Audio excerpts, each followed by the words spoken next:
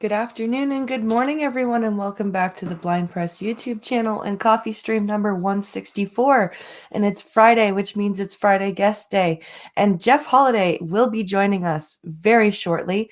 He did get stuck in some rush hour traffic while dropping off his little one. So he has sent me a DM saying he's zooming home as quickly as he can. The link is waiting for him. He should be joining us in the next 5 minutes or so.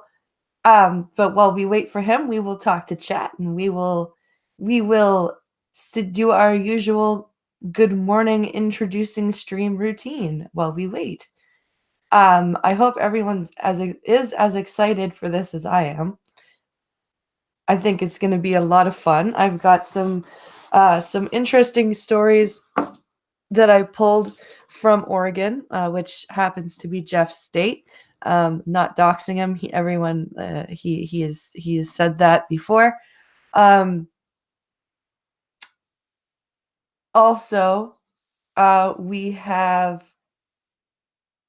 a bunch of, maybe I'll read one of the articles from Pincalo while we wait, as well, because he sent me one. But let's say, before we get to an article, let's say hi to chat. We have RVA here. Good afternoon, RVA. We've got Pincalo, of course. We have Skep Talk. We have Cult of Krill. Hello, Jeff. How are you? Hello. I'm good. I bolted home as quick as I could. Eugene's not a mega city, but it does have a little bit of a rush hour. It's all good. It's all good. I just was saying hi to my chat and everything, and so I hope you're doing well today on this fine morning. It's about 3 hours earlier than it is for me, so it's morning for you there. Yeah, I'm a hardcore morning person, so Oh, good. Okay. I legitimately love being awake at this hour. Oh, that's good. Okay, because sometimes some of the guests I have are night people, so they're like, "I'm still asleep," when I ask them. So how have you been? Pretty good. Oregon's legendary allergy season has started, so I'm kind of getting hit in the face with a sledgehammer of allergens every single morning. That's a little rough, but other than that, pretty good. Just truck it along. We have the same problem up in Canada where I am. We're Oh right yeah. near the Great Lakes. Oh god. So we get our own little weather system, and it gets as cold as hell, or well, not cold as hell, but it gets cold in the winter, and in the summertime you may as well be living in Florida is how humid it gets. It's ridiculous. Yep, I know that one. So usually what we do here on Friday guest day is we just have a relaxed conversation, sometimes or usually a bit about the guest's channel, and some of the videos they do, and we also read and react to a few news articles that I grab. Cool. So Sounds good to me. everyone, I'm sure, knows who you are and what you do, but you primarily do use your channel for debunking pseudoscience. Is that a fair assumption to make? Yeah. I try to poke holes in arguments or blatant statements of falsehood that people assert on the internet, especially things that are very predatory or potentially very dangerous. Right. But I also kind of have to skirt a very fine line because I'm not a medical professional either. All I Yeah. can do is debunk. I can't really Right. I can't guide anybody. All I can do is kind of show how people are terrible. Yeah, it's must be a hard thing to balance, trying to provide like correct information, and then but not also make sure everyone knows, I'm not a doctor, Right. right? Like, Yeah. um what's been your favorite Well, and it's hard to say favorite when you're debunking absolutely ridiculous ideas, but what's been your favorite thing that you've knocked holes in? Ooh, that's an interesting one. I one of the things that makes me really happy is when somebody does respond to Yeah. me. And I get such a kick out of that because it's usually very passive aggressive, and that's probably one of my favorite. There was a guy recently, I'm trying to remember his name. He was a chiropractor. Oh boy. There's a lot of chiropractors out there that don't like me now. What's his name? I'm pulling it up right now. Oh gosh. Stephen Baker. He had a video asking 5 questions for pro-vaccine people. I'm like, okay, well, I'll answer that, sure. And he didn't get ass mad at me, but he was very not amused, and he made me a video basically saying God bless you Okay. in the most shitty, like, high school Becky way I ever heard somebody say it. That was probably my favorite I've had in a while. Like, oh, you poor pro-vaccine fool. God bless you, It was wonderful. I had so much fun with that. But as far as the argument I like poking the most holes into, um, really anything that's so off the wall, I can kind of relax and, even when I do like Hemlock Moonwolf, that's a lot of fun because a lot of the things that I end up having to talk about on my channel are just terrible. Yeah. They kind of eat my soul. Is that why you do the Saints? So you can have some cutting up and some fun to take a bit of a break from I think it was. I think that's why we started, but I don't it doesn't really do the trick for me anymore. These days I've had to make it a point to do a lot more self-care than I traditionally would in the past. Yeah. Like, things have definitely gotten to me over the years. And I know why. I know why it is, but like, now these days it's pretty much paramount that I have to do a lot of offline self-care to just make sure I'm mentally in a good headspace to tackle this stuff. Yeah. Well, some of it's heavy, like really heavy stuff. Like you talk about deaths of children. You talk about, people scamming people for like Jilly Juice. Oh Like yeah. that Oh yeah. that's hard stuff to continuously talk about. Tell you what, though, those 2 ladies that I went on Dr. Phil with, the ones that had strokes from the Jilly Juice, those 2 mm, ladies are such rock stars. they I were they They were were great. awesome. Yeah, Like, so any they like must have been a lot better off camera, like, you must have had a lot more exposure to them than we did, obviously, but from what I saw on TV, they were awesome. Yeah. One of them was, a bit nervous. Right. The other one was just furious. Like, she knew she was gonna get to, like, be face to face with Jillian soon. She never been face to face with Jillian. None of us had.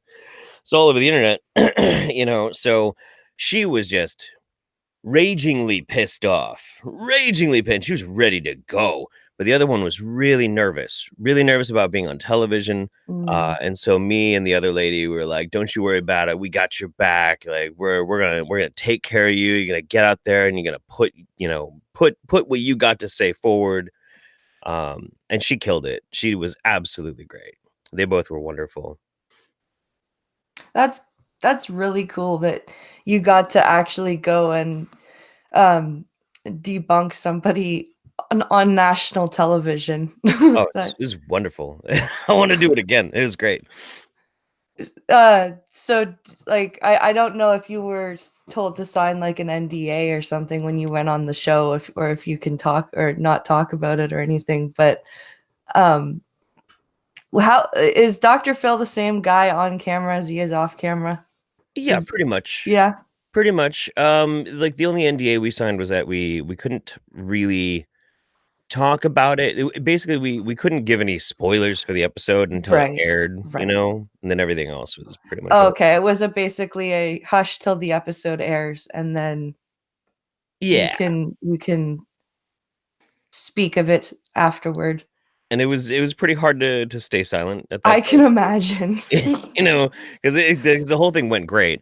But the like Dr. Phil, I didn't get a whole lot of time with him. Not a whole lot. I got a Mhm. little bit here and there, but the main thing was that the Dr. Phil show has been doing it for so long that they have it almost like an assembly line, like Yeah. machine on how they just put that show together and crank it out, and they're so fast. Just boom, boom, boom, boom, boom. Record 2 shows a day, every day for 5 days a week. And they bust that out for like a few months, and then everybody just takes off for vacation for months. Wow. Yeah. Yeah. That is hardcore. They're go go go. That's insane. Yeah. I mean, that's like it's daytime television, they got to be able to produce this stuff super fast. So the production crew that puts it all together is amazing. It's one of the reasons why, like I've been in YouTube for a long time, and I've been around people who are big YouTubers, like Mhm. some of the big kids, and whenever they talk about how like we're gonna replace mainstream media, I'm like, you have no idea what goes into making mainstream media. No, you're not. Wow. It's totally a different animal. Yeah, it really is. Mainstream media is it's you can get away with a lot more Mhm. on YouTube than you Absolutely. can on mainstream media. It is Like it is astonishing. And you know what's really funny too, though, is it's also easier to lie on YouTube than it is on mainstream media. Like, you can lie on mainstream media, but it's so open, and there's so many eyes on it that people are very quick to jump onto and to twist this and twist that. YouTube is part of that as well. mhm. They watch mainstream media, and they'll happily make content to try and get some more ad revenue, anytime they see mainstream media screwing up. So it's a lot easier to slip past a bunch of falsehoods online than it is in the mainstream, which is why you don't usually see anti-vax propaganda being spread on TV. Like they Yeah, they understand that's a shit show waiting to happen, but you'll find it all over the internet. absolutely. I I can't go on Facebook without seeing someone somewhere posting some sort of anti-vax, absolute ridiculous crap. Like, and it's really bad in the mom groups, Oh yeah. where you get some mom going, I don't want to vaccinate my kids, but I don't have any religious beliefs. Should I lie about the religious like it's like and there will be people that tell this woman, yes. Yeah. Yes, you should. Yep. Yes, you should lie. And it's like, why I just don't. And every time I tell my story, I've actually been told by anti-vaxxers, oh, you were probably exposed to somebody who was vaccinated with measles, but because they use a live measles virus. So, Right. and I'm like, no, no, no, they don't.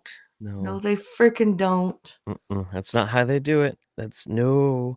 It's amazing. Yeah, it's so frustrating to have to try and keep up on the different rhetoric that they use, because it shifts and it changes. Like whatever is the boogeyman at that specific point in time, and then a monumental amount of effort and attention has to be put into debunking that, and then they move on to the next thing. It was thimerosal, the mercury in the vaccines. Oh Then it god. was aluminum.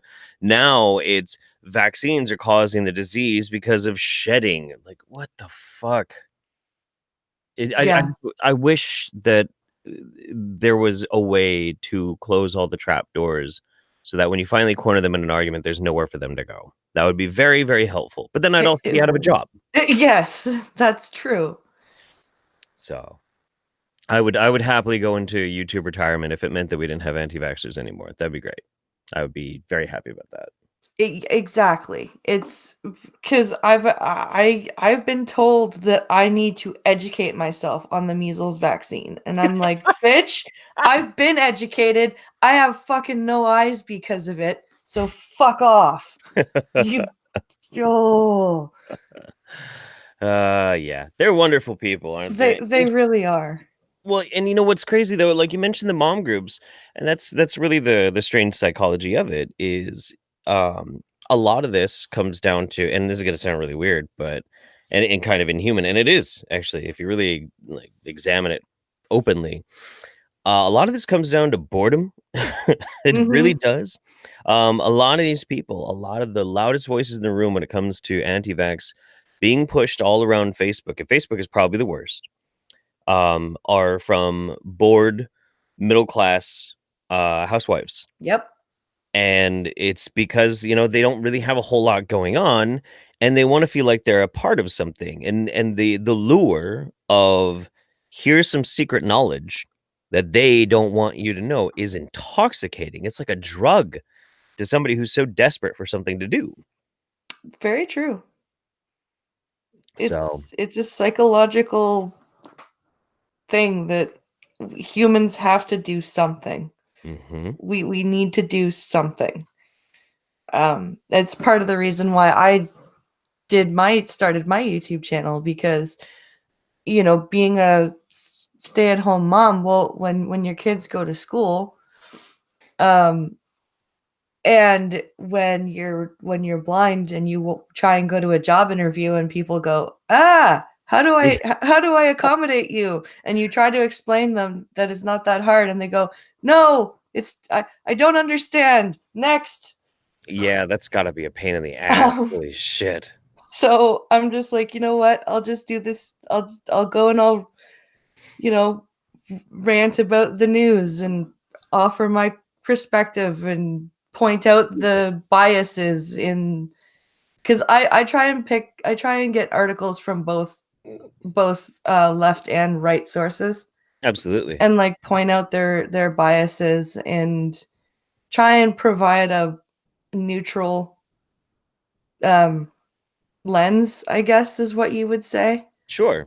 Absolutely. um And then, of course, there's always, when I take a break from because I do the news stuff Monday to Friday, and then of course I go and nerd out on Saturdays with some friends about Star Trek, because I love Star Trek. So do I. I'm a huge Star Trek nerd. Yeah. And then there's occasional video game streams that I play because I do play some video games, fighting games mostly because of the audio cues. Hell yeah.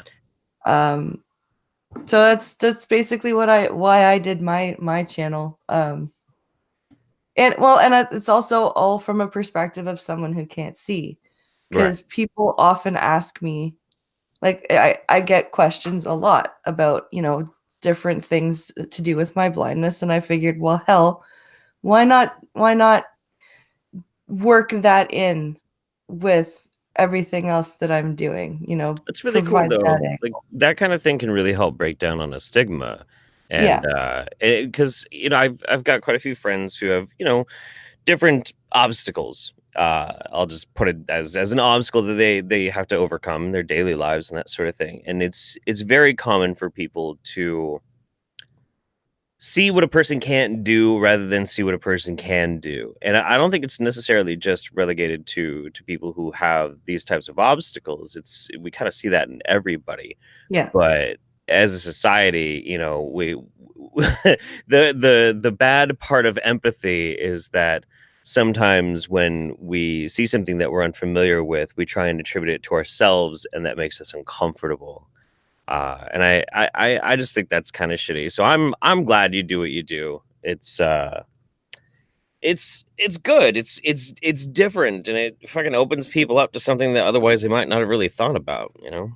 yeah. Because I find I looked up a lot of blind people's YouTube channels, Mhm. and like obviously they're gonna focus on their blindness, right? Sure. But it's every video that they Right. do, right?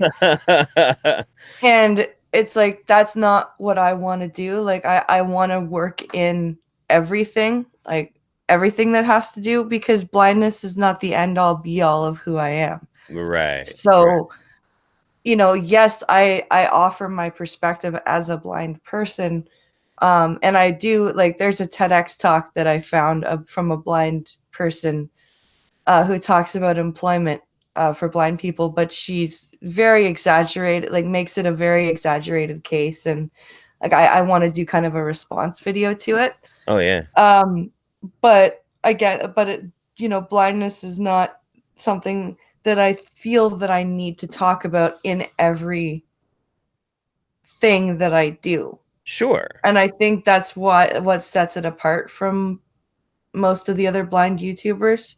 Absolutely. Well, I mean, it's interesting because, back in the midst of the culture war, a few years back, one of the things that I noticed was really strange, was things like social media bios where people would be like would put an arbitrary aspect of their personality as the first thing that they would list. And Mhm. like I am a trans person. Like, and there's nothing wrong with that. That's fine. Sometimes it's good to put certain things out there first.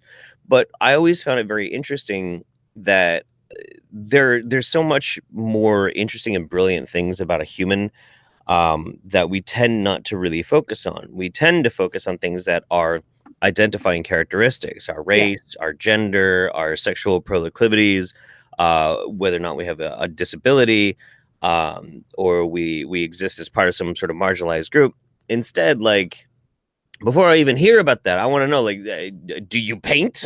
Like, Yeah. do you like Game of Thrones? Or like shit like that. I'm more interested in that kind of thing.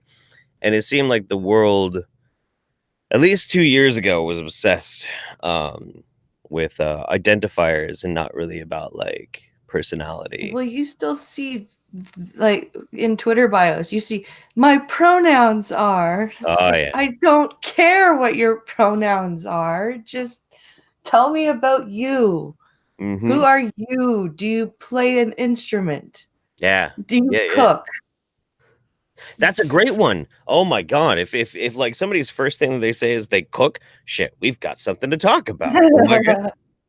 You know? Cooking is awesome. I love cooking. I need to do more. I need to get a bit more experimental. Oh yeah.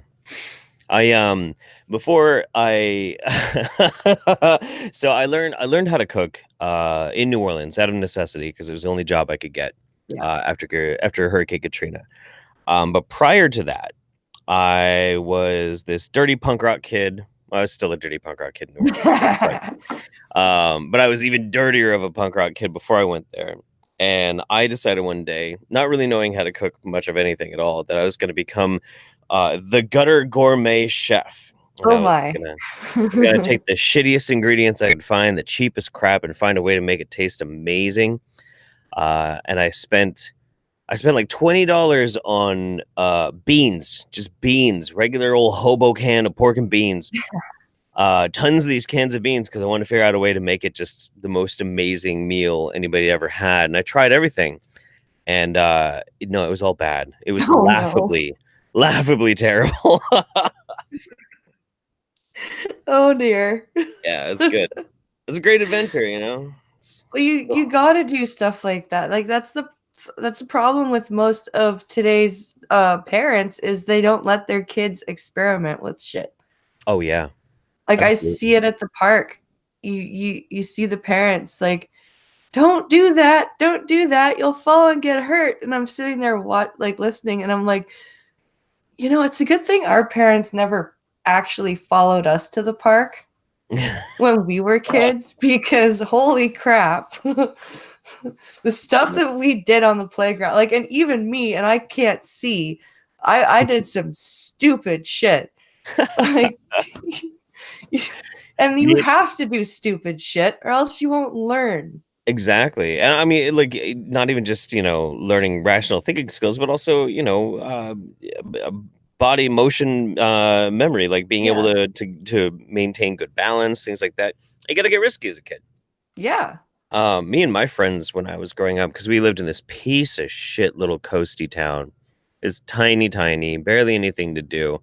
All the kids who stayed there up into high school were all strung out on meth. Like, it's a bad little town. Mm. So in elementary school, me and my friends after school would ride our bikes to the woods, ditch our bikes, jump into the woods, tear all of our clothes off, and then hunt each other down with spears. That sounds like awesome fun. Yeah, it was great. And there was not one day I ever came home without a new scrape or a gouge or, every day I went home bleeding and I was so happy. It was great.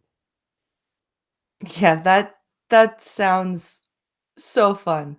Yeah, it's fun. It's great. Although I will say, one thing that I didn't personally learn, but a friend of mine learned is if you have a very dangerous rope swing, do not ride that naked. Oh, I think I see where that's going. Yeah, I had never seen road rash on genitals before. That was Oh, awful. Of course, it wasn't oh, road. It was more like dirt and pine needles rash. But yeah, pretty gnarly. oh God, that sounds just ugh. I'm cringing just thinking about it, and I'm not even a dude. Yeah, that kid got fucked up. Oh my goodness.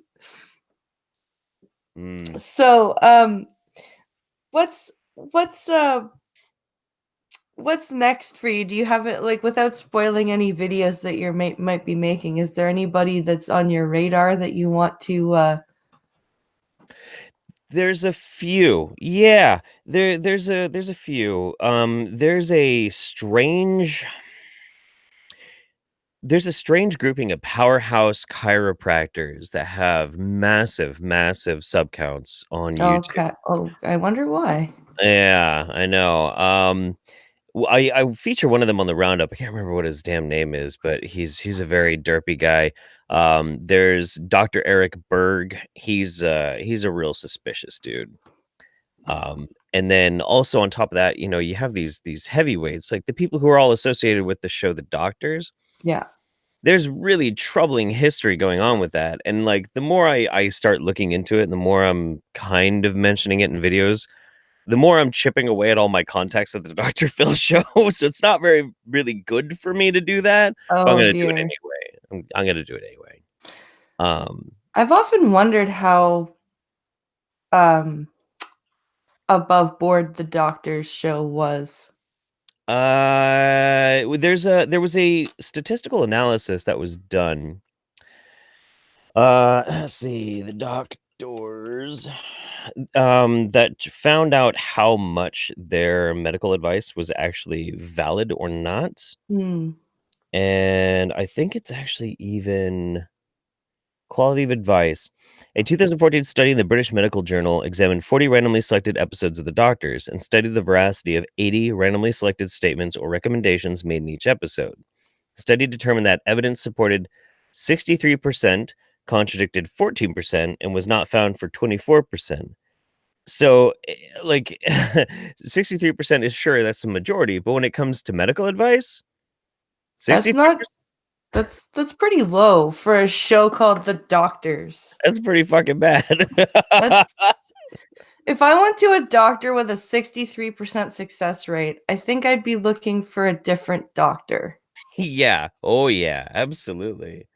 Um, but as far as, like, in the future, I genuinely plan to not really say goodbye to YouTube. I'm Mm, not ever gonna leave YouTube, and I'm not gonna stop making YouTube videos, um, but I am aggressively pursuing something else. I yeah. want to get into documentary filmmaking, and the reason Okay. why I want to is solely because I can't really handle this frustration I feel on a daily basis Mm, that what I'm doing isn't enough, that the fight that I find myself in of trying to get these people to stop harming themselves, harming their children, bringing back easily preventable diseases, that I'm just not doing enough, and yeah. I think I can do more. So that's kind of where I'm going to be putting my energy towards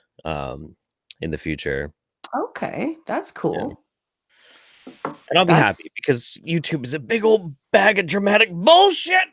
it. It really. it's getting ridiculous. Like it's just the drama, and then the fact that YouTube is actively striking people who clearly just don't think properly. Oh, sure. It's Sure. like, wow. I the only reason I haven't left YouTube for a different platform is because YouTube is the only one that's fully accessible with my screen reading program. Oh, yeah. I Like, mean, yeah, I also think that, like, I don't necessarily, because I don't agree with a lot of the censorship that takes place on YouTube. yeah. Um, some of it I do, but for the most part, most of it I don't. But I still I would suggest to anybody out there, that rather than try and move to alternative platforms, embracing the most popular ones if you can, if it works for what you're doing, like YouTube, Twitch, these things are important to do Mhm. because what it really comes down to, if you're putting effort into doing a thing, you want that thing to be successful. If you want that to be successful, you have to use that which is probably going to provide you the best amount of views. Um, which is why I don't I there's friends of mine who are so determined to try every new video platform that comes along Mm. because they think that that's going to be the next big thing. But it won't be. It never is. It never works out that way. It's always an utter failure, and there's no point to it. And I keep trying to warn them, like, stop wasting your time with it. Just stick with this.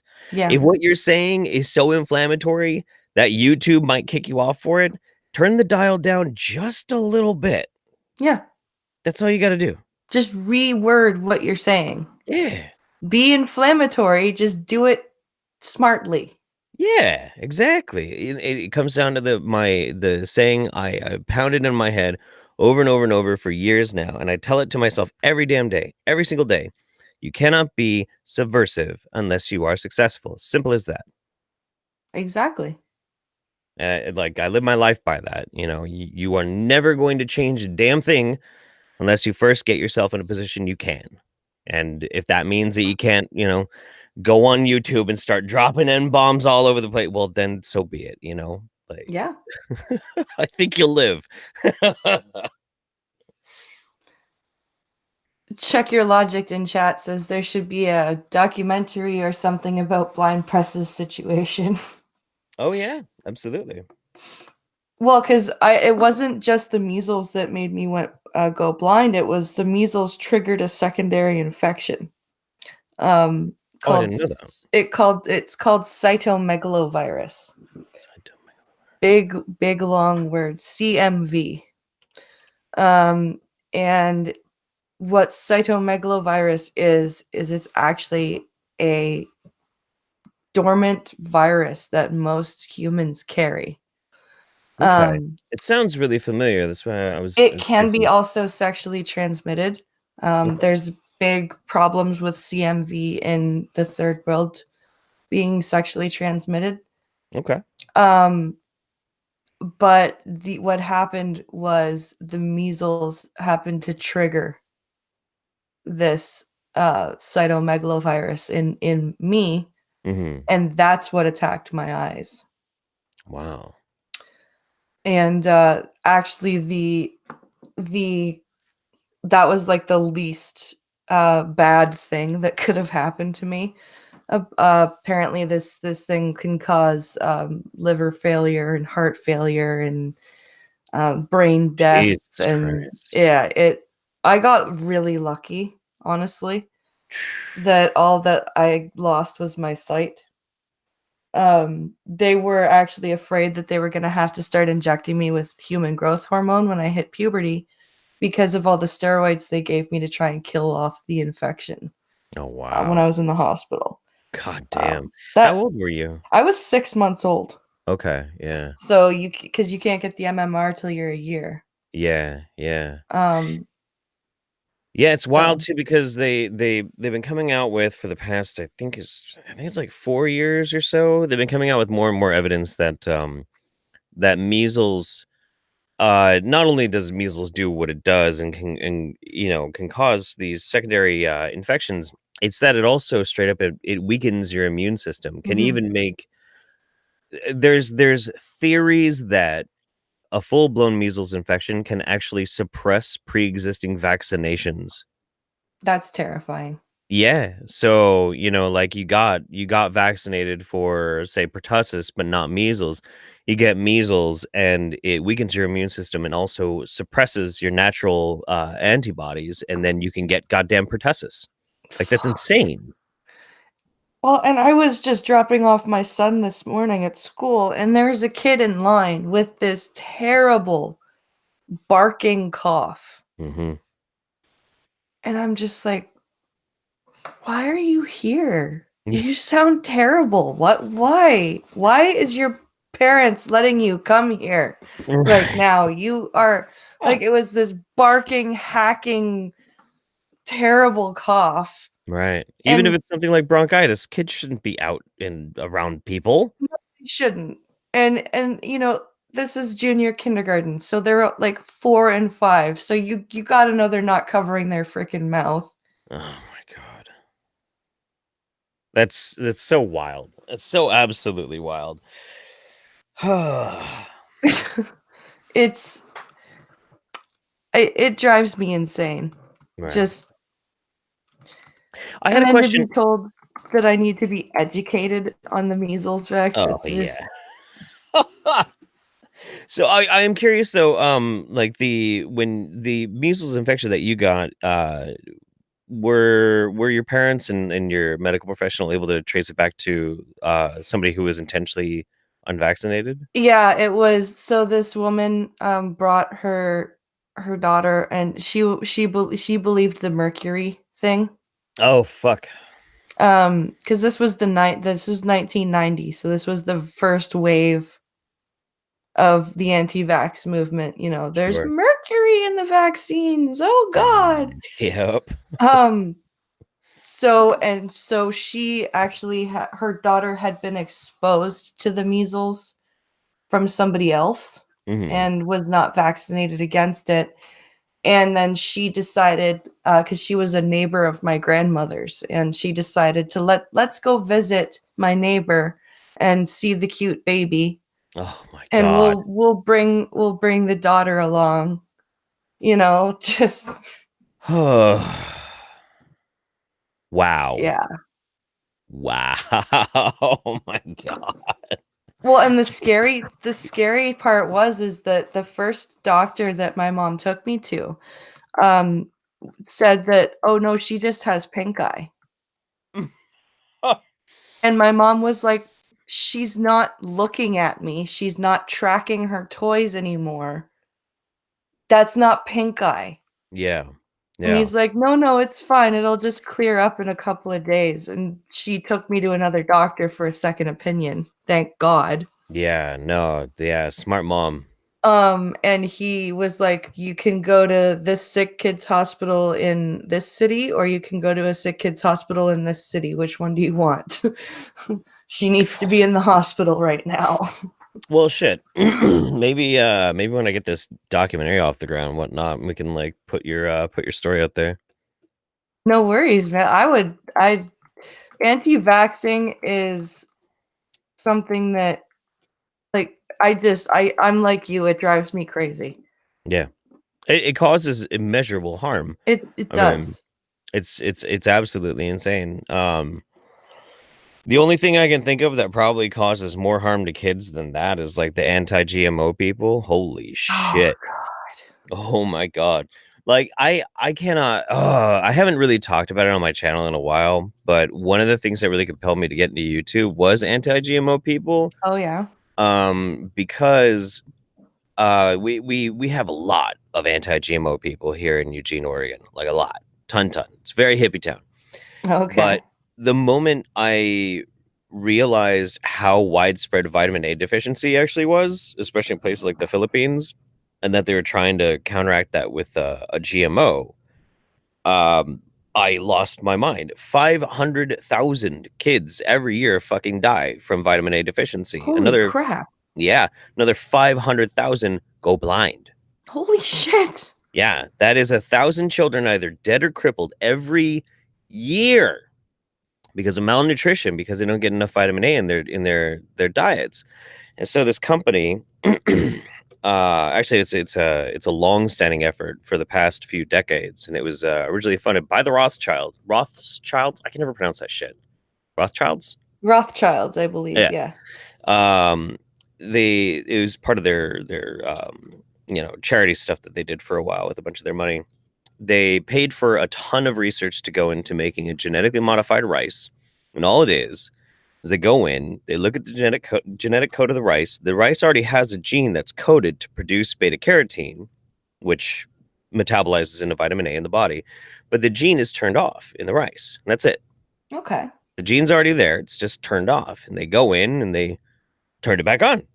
And so the rice turns a yellowish goldish color because of the produced beta carotene in it, and it has a potential of saving a million kids a fucking year. But to listen to anti-GMO people who have been burning test crops for fucking years trying to sabotage this thing, they're like, this is all a part of a depopulation agenda. They're trying to poison these children. What would be the point in burning crops? I don't know. Yes, we're gonna set our money on fire. What's the But yet they exist, and there's a lot of them that believe this kind of stuff too. Like they actually believe that they want to make golden rice to make children sick. But then you argue with them and you're like, well, the alternative to them being sick, if that's real, which it's not, but let's say it is. So they eat the rice and they get sick. Well, the alternative is they're dead. So which would you rather have? Would you rather have kids that might maybe potentially be sick, or just dead kids? And I've asked this question to anti-GMO people a lot.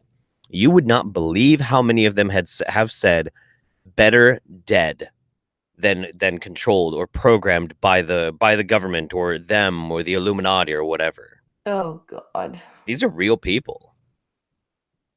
But do they think they are a freaking Blade Runner? I guess. I don't know. They're insane. They're nutty. They're nutty and they're bored. They're so bored. It's scary. Seriously, it's like they think everybody's a replicant and they're like, I must kill them or die trying. Mm-hmm. Like, Mm-hmm. Jesus. What is the like why have humans become so bored? Is it just because we've done so much to make things easy for ourselves now? We're Yeah.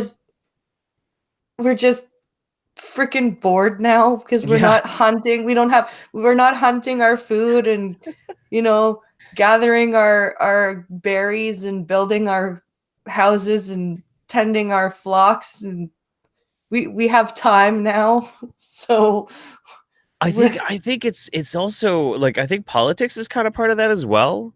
One of the reasons why we get so up in arms about that, we'll make a mountain out of a molehill in politics, but also why we fall for silly things like this on the internet. It's because we're bored. The drive of the human spirit, like you don't hear about people in fucking what's a good example of a country that would work for this? Guatemala. I don't think there's a whole lot of fucking anti-vaxxers in Guatemala unless they're directly being told by some asshole in a Western country about the dangers of vaccines. Like they don't care. They're busy. They got shit to do. yep. Plenty of stuff to do, but we don't. Now, what's really frustrating is human beings are really amazing when grouped together for singular driving purposes. It's one of the reasons why we gather into these little clusters of fuckery. I say that because like I'm using anti-vaxxers as an example, but we also had the possibility of such amazing brilliance. The space race is an excellent example. For sure. If we could just take all of that monumental amount of energy people put into things that are bullshit and put them into something that is like a progressive in the real spirit of it, not like the political spirit, but like a progressive human centric idea, we could do so much amazing stuff. We totally could. But it's just not sexy. It's not as sexy as saving the children from the evil vaccine Illuminati. Like The videos of, people in, prominent people in Africa, for example, telling their citizens that vaccines are meant to kill them. Oh yeah. Like, why? Why would people spend the money to prepare, collect, deliver, and distribute these vaccines for free, by the way, Oh yeah, yeah, for free.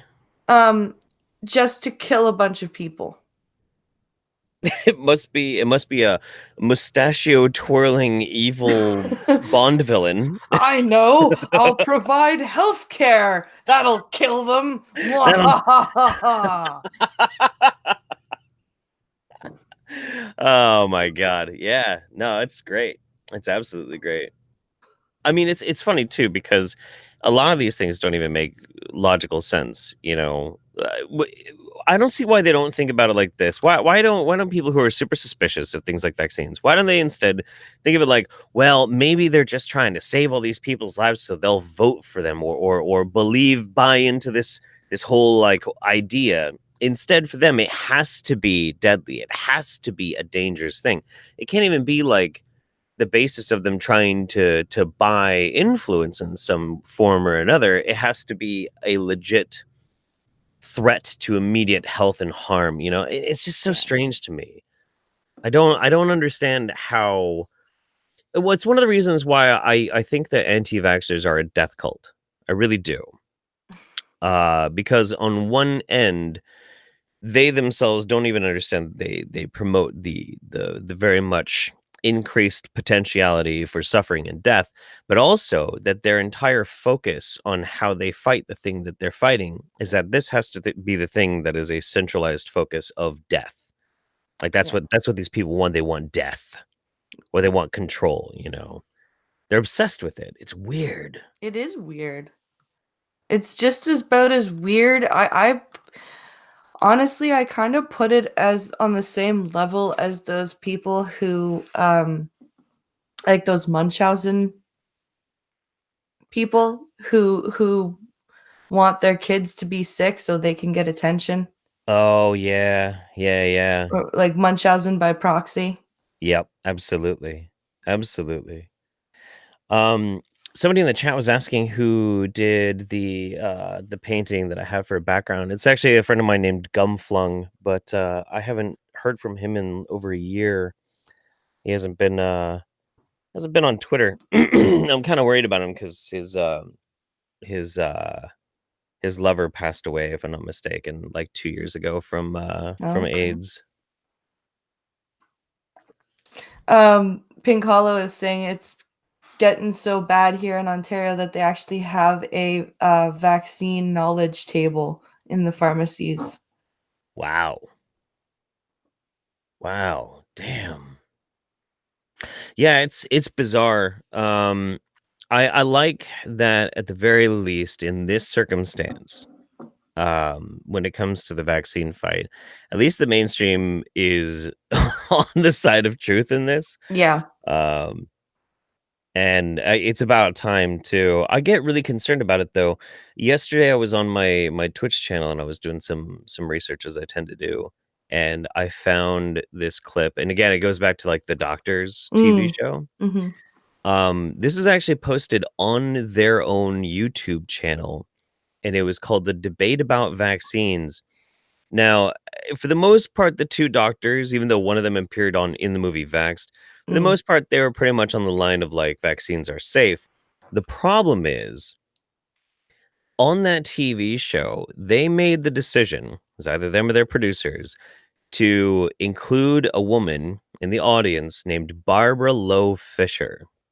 And Barbara Loe Fisher is a propagandist who, for the past like 15 years or so, who's been one of the most hardcore anti vaxxers out there, just churning out misinformation over and over and over and over again.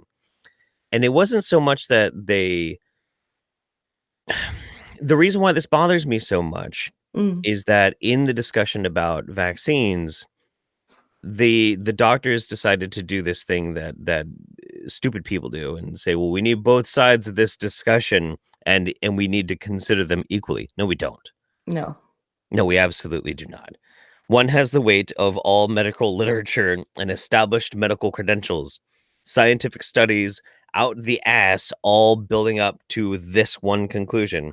And then over here, you have a bunch of bored ass fucking people and like a handful of debunked studies. Like Yeah. considering these as equals is inappropriate. And seeing that on a daytime TV show and that they uploaded that to their own YouTube channel. That's disconcerting. Yeah, it's fucked up. It really Because they bugs do, me. they reach a lot of people. They reach a lot of the, like you said, the housewives that watch them, or Mhm. the retired grandparents, stuff like that. Um, they reach a lot of people. Mhm. Even the people who work from home say um, will most likely watch them.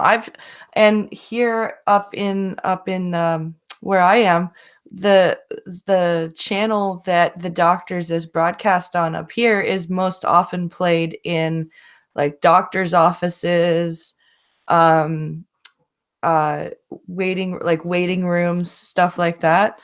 So it's everywhere. Yep. And that is a very disconcerting tactic that they chose to use. It's just what's the word I'm thinking of? It's irresponsible. Incredibly irresponsible. Yeah. Oh well. Oh well, gives me content. I'll just shit all over him. It's fine.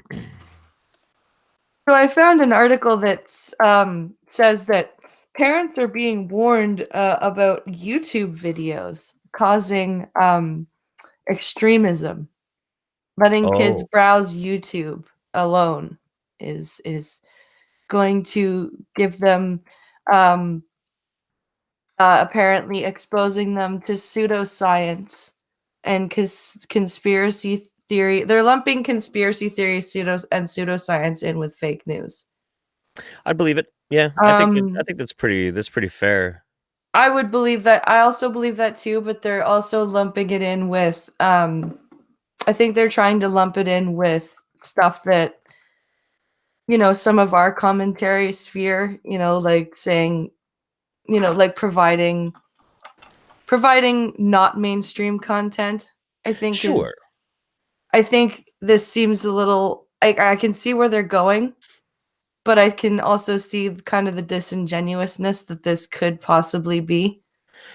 It could be. It's kind of a hard thing to say. Ooh, wow, I'm gonna turn that down. It's kind of a hard thing to quantify. The reason for that is people can fall into extremism really, really, really easily, True. super, super easily. And usually this happens because of something else that's going on in a person's life, especially when it comes to kids. Kids are incredibly susceptible to that kind of shit. True. So, I mean, like I as a habit, I'm very well versed in Chan culture. I read the boards every damn day. Yeah.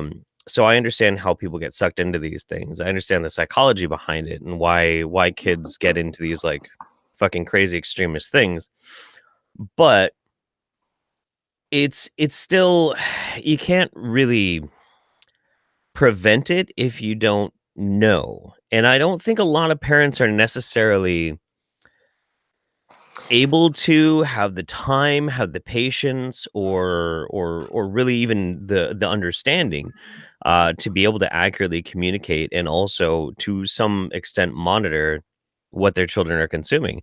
But that is also ultimately the responsibility of parents. That's what they should be doing. Yeah. I think parents might I think the problem is that most parents are treating YouTube like an extension of the TV, Right. and it Yeah. is definitely not that. Yeah.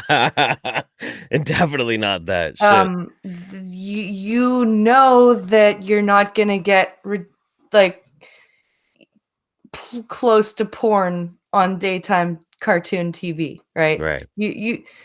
But YouTube Kids in particular has been shown to have huge flaws in their video distribution Yep. content. Like we took it before my son's tablet stopped charging it, and we decided not to fix it because he was just getting too obsessed with the tablet.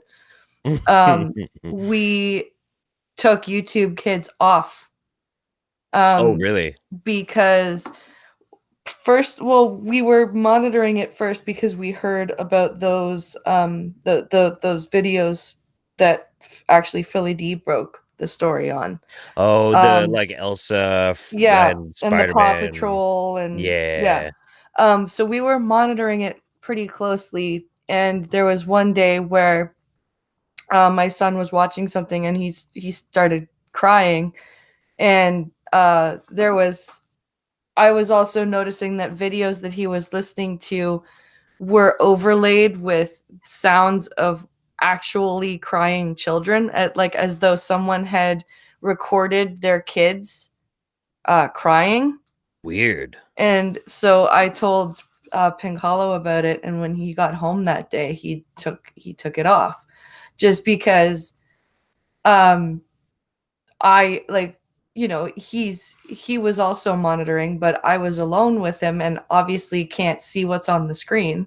Right, right. And it was just, you know what? It's better safe than sorry. Sure. There's Netflix on the tablet. He can watch Netflix. Yeah, absolutely. Like, It's impossible to know, you know, and the older it gets with kids too, the more this type of thing like really can be hazardous, can be really dangerous, you know. Kids are really yeah, susceptible to bullshit. they They are, are. you know. Like, I mean, if you ever need a good example of how kids can fall for bullshit, just look at the poor Westboro Baptist kids. Holy shit. Oh my god. Yeah. Here, So, I hold mean, this snake. yeah, If it bites you and you don't die, you're a good kid. that means Jesus loves you. But yeah, you know, it's weird. I worry about that kind of stuff a lot, actually. Because I don't think most American parents have the attention span to pay attention to that sort of stuff. I watch my kids YouTube like a hawk, Yeah. you know, but he likes watching train videos. That's pretty much it. He's Well, happy with it. because he's a toddler, right? Nah, he's about to turn 7. Oh wow, I thought he was. For some reason, I thought he was my kid. My kid's gonna be 5 next month. Yeah, the last time Winter was really on YouTube was when he was about that age. I have since decided to keep him completely off the internet and Yeah. away from cameras after I pissed off neo-Nazis and they decided to send some really off-color fucked up things about my kid to me. So, yep, no That's more. yeah. You know what? I don't agree. I don't understand. No matter what your fucking political values are, Mhm. leave people's kids out of it. Yeah, but these were kids who were saying this shit to me too. You know, That's these are bullshit. it's still wrong. Of course Oh it's still no, wrong. it's still like, but kids or anybody, like whoever happens to be saying it, it's like leave. If argue with someone all you want, if you're gonna be an asshole, but leave their fucking children out of it. Agreed. Agreed. Yeah, it's ridiculous. But I mean, you know, in the end, that's one of the big things about doing doing YouTube. It's one of the big drawbacks to it is the more exposure you get, the more exposure you get. And that's usually not always a good thing. So someday I will be free of it and making my movies instead. And that'll be a Yeah. good day. So, do you know the origin behind the Vulcan Salute? I don't actually. Very cool, because I found an article today from StarTrek.com Ooh, that tells us where it's from. okay. So this says why the or where the Vulcan salute comes from.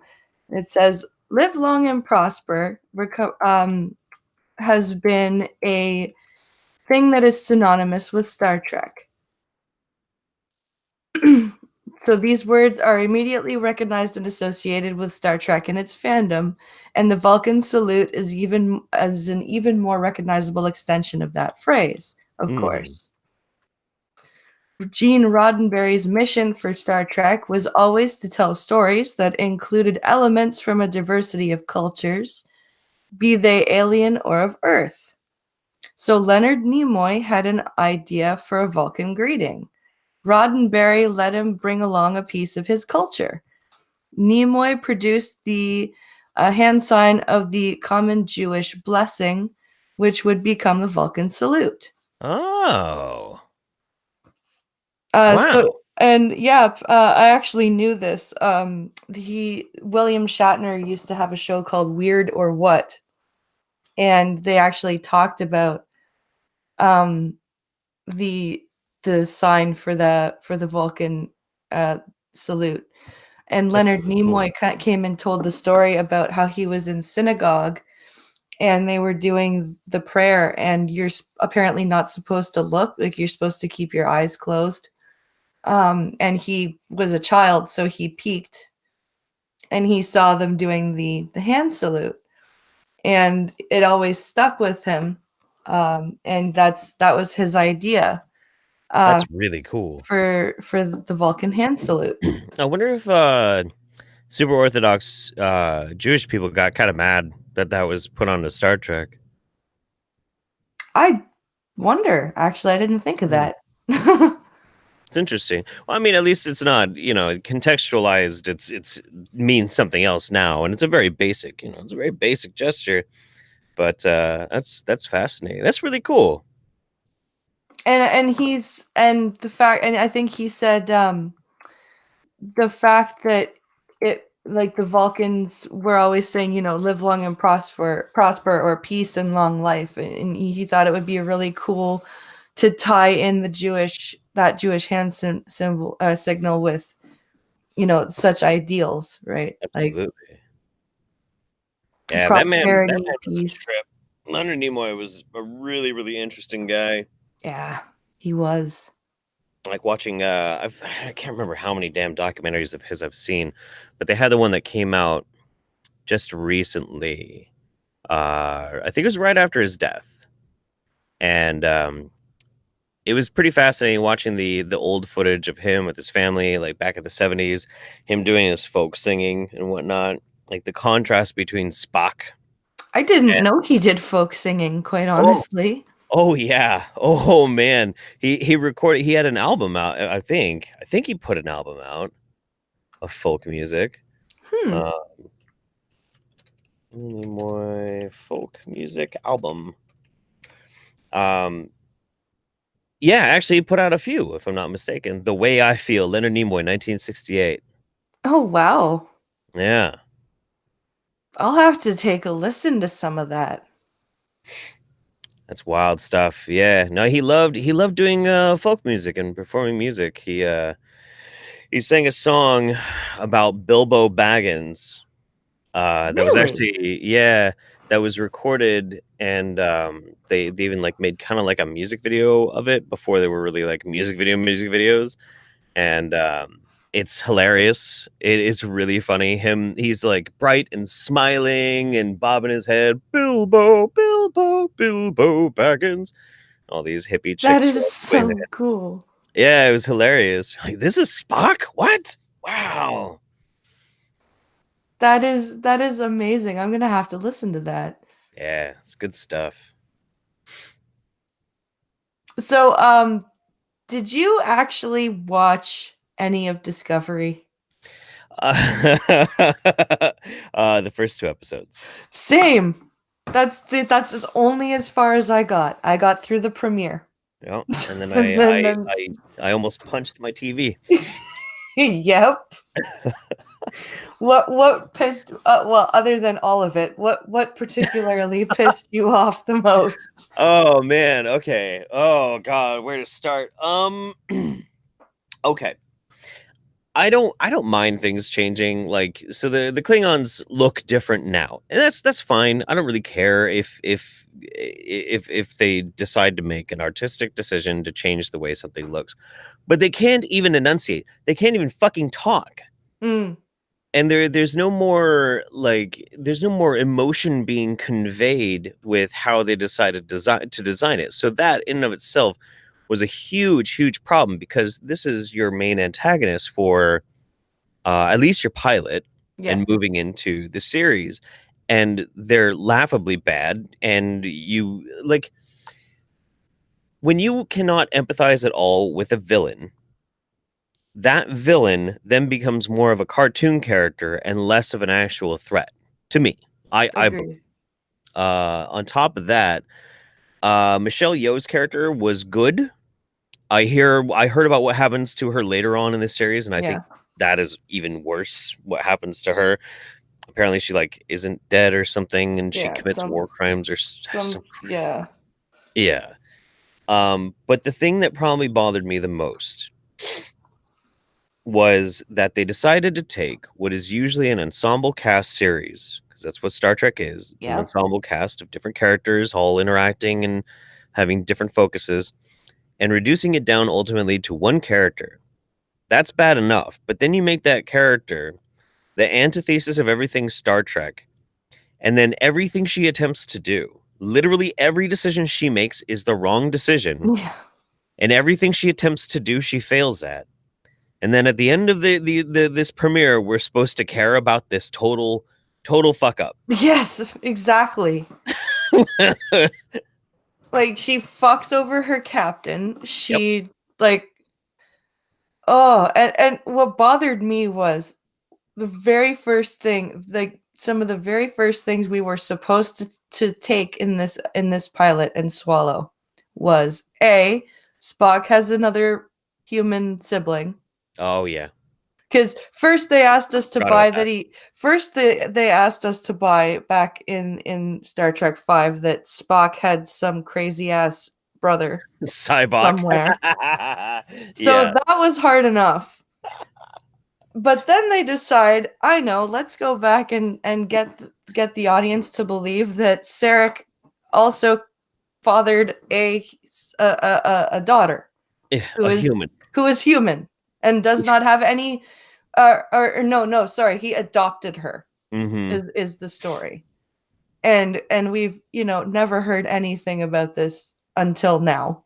Mm-hmm. We just suddenly, oh look, there's Spock's adopted sister.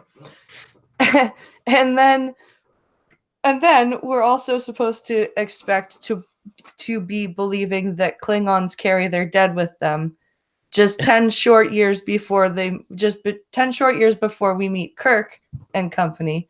Right. And we've already been told canonically that Klingon culture has been the same for at least 2,000 years. Right. And the body is just a shell. And the body's just a shell. Yep. So, no, I don't Yeah. buy that either.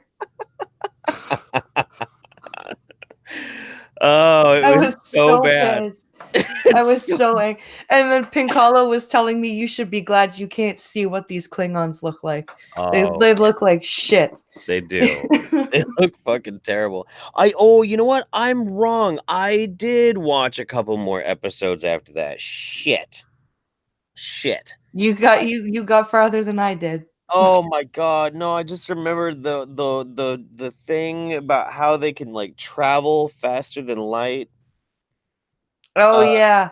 The shit, what's it called? it's a tardigrade. Tardigrade, yeah. Yeah, a And massive 8 foot tall tardigrade and that they're actually in a lawsuit with some indie game developer over that. yeah, because they ripped it off. So the tardigrade is a random alien being that they keep in a tank and are torturing so that it can use magic, mystical, we can't explain it MacGuffin powers to allow the spaceship to travel along the cosmic mushroom spore galactic highway. Because that's totally what Starfleet does. Yeah, They hold beings and torture them. Even in that time of Starfleet, when there wasn't, as in depth of a prime directive and stuff. We know that didn't fucking happen. We know Starfleet had ideals. Yeah. Oh We yeah. know Starfleet respected life. I So like. what the fuck? I don't know.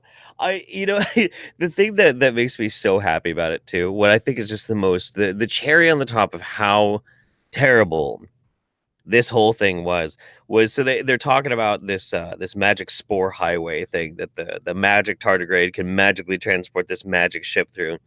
But when they're describing it, they're like, and they're describing it as fungal spores, like these are mushroom spores that spread throughout the universe, and they kind of hold everything together.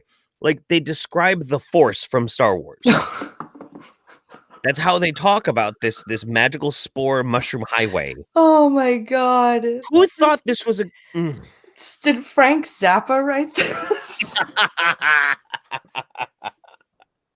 It Did sounds like Moon something Zappa would write, did yeah. Moon Unit and Dweezil get together and decide to carry on their father's legacy by writing Star Trek Discovery? Oh Oh my my god. god. Yeah, it's so wonderful. It's so incredible. What's your favorite Trek series? Oh, that's a tough one. I'm still gonna go. My favorite is still Next Generation, but I think the best written is still the latter. Is still probably like seasons 3 through 6 of DS9. Yeah, see, that's what we're covering right now in the Star Trek streams. Is we're covering all the two-parter Hmm. episodes, and we just finished Voyager. Oh, nice. So we did all the two-parters of Voyager, and now we're doing all the two-parters of Deep Space Nine. We just finished covering the Garrick the episode where we meet Garrick's mentor Oh, in in Argentine. Auburn. Yeah. Yeah, So we yeah. just did that two-parter, and next Saturday is the one where Worf joins. That's cool. Hell Yeah. yeah. Yeah, I love it. I really do. I think the writing in them are incredible. The main reason why I keep always going back to Next Generation though is when I was younger and I was growing up, I was kind of estranged from my dad. Not really. I mean, Mm, like he was there, but he worked 10, 12, sometimes 14-hour days. yeah. And so since then we've reconciled. I actually realized now that my dad was actually just busting his ass so that I could have a really good life. But Yeah. as a kid, I didn't understand. And so around this time when he was busting ass it was about like 3 or 4 years, I just didn't really see him very often, is when Next Generation came out. And so I immediately latched on to Jean-Luc Picard as like, I wish my dad was Jean-Luc Picard. And I fucking loved the show. That was like my daily dose of fatherly wisdom, you know? So I have very fond memories of that. It's interesting stuff. Picard is amazing. Yeah. He's my favorite captain, I'd have to say. Um, He's probably one of the best fleshed out characters ever in television, honestly. yeah. You know, shows real fucking emotion. Like there's there's that. I'm trying to remember. Maybe it's like even at the very beginning of season 3, whenever it was, right after he got assimilated by the Borg and turned into Locutus. The very next episode, he goes home to France. Yep. Season 4, episode 2, family. Season 4, episode 2. Okay. Yeah. I knew it was either season 3, episode 2 or season 4, episode 2. Yeah. And that is Oh, that was one of great. the most amazing performances I've ever seen. When he's with his brother, and I tried to stop them and I wasn't strong enough. Yeah. And he's crying, and yeah, Yep. it's Yeah, it's powerful. it's the same with that the episode where he's being tortured by the Cardassian. The chain of Mhm. command episode. I see 4 lights. Yep.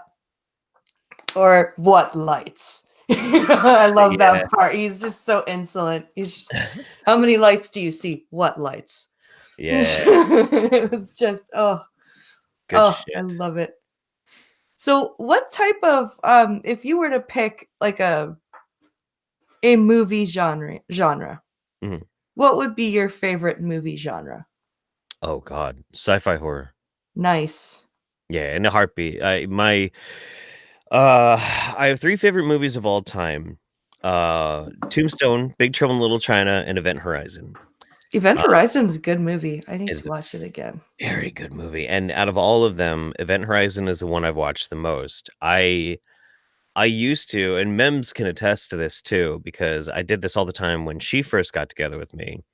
Um, I went to sleep every night watching Event Horizon. Event Every Horizon was your Exorcist for me. Oh man, I loved The Exorcist. I used to watch. I wore out my VHS copy of my director's cut. Oh no. That's a good movie too. Yeah, yeah. It's. I used to watch. I would come home from school, and before my mother and little sister got home, I would just watch The Exorcist. That's great. The in a similar vein, and one of the movies that I remember struck me as fucking amazing with the sound production, especially, was The Exorcism of Emily Rose. Agreed.